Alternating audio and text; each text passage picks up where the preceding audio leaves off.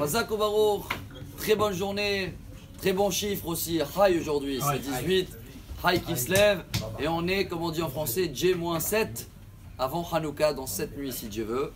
Et on avait déjà parlé le mois dernier, il y a 30 jours exactement. High, c'est la vie, c'est quoi la vie? Et bien justement, les Grecs, ils ont essayé de nous apprendre c'est quoi la vie il y a 2000 ans. Et c'était quoi pour eux la vie? Ça commence déjà dans l'histoire de Noah. Yéphet était le fils de Noah, et le quatrième enfant de Yéphet, il s'appelait Yavan.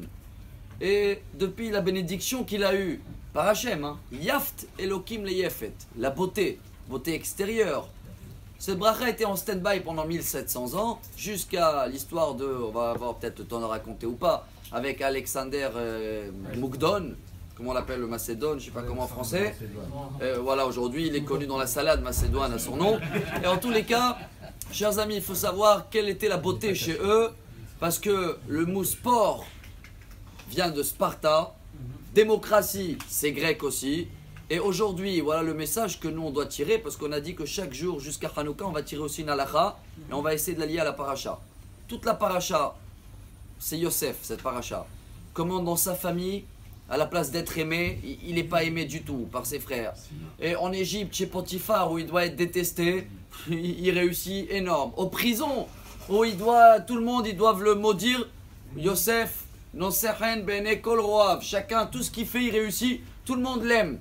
En Égypte, après le peuple d'Israël, pendant tous les plaies, on est détesté. Dernière plaie, hop, les Égyptiens disent tiens, prenez tout. Il y a quelque chose qui est spécial. Il y a un message dans cette paracha qui est le message de Hanouka.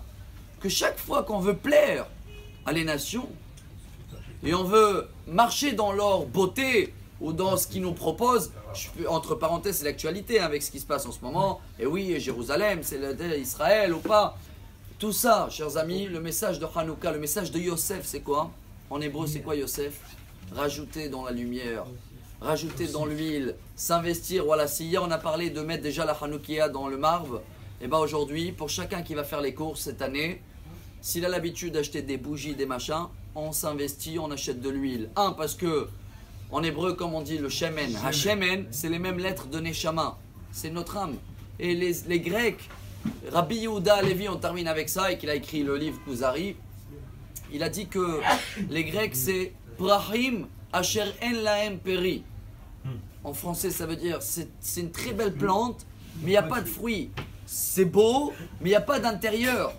Tout le monde connaît l'histoire d'Aristo, qui était un géant, et quand il mangeait comme un chat, on lui dit c'est quoi ça? Tu nous enseignes des choses, philosophie extraordinaire. Et il a dit quand je mange, je ne suis pas Aristo. Mais c'est ça qui veut dire une beauté extérieure, mais pas intérieure. Et bien nous, si on montre pendant Hanouka ou pendant ces 7 jours, je m'investis, je rajoute dans la lumière, et je vais acheter la meilleure bougie avec la meilleure lumière qui peut faire plaisir à Hachem, car la halakha nous dit même un pauvre qui n'a pas de quoi manger, il est obligé en ce moment, pendant une semaine, de chercher des travails à droite à gauche pour avoir minimum une bougie par jour à Hanouka.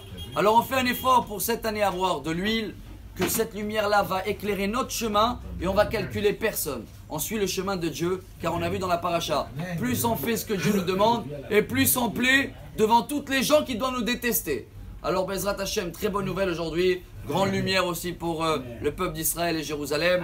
Et comme ça, Bezrat Hashem, la lumière de Hanouka va nous éclairer très très vite pour la nuit de Mashiach. Amar Rabbi Elazar.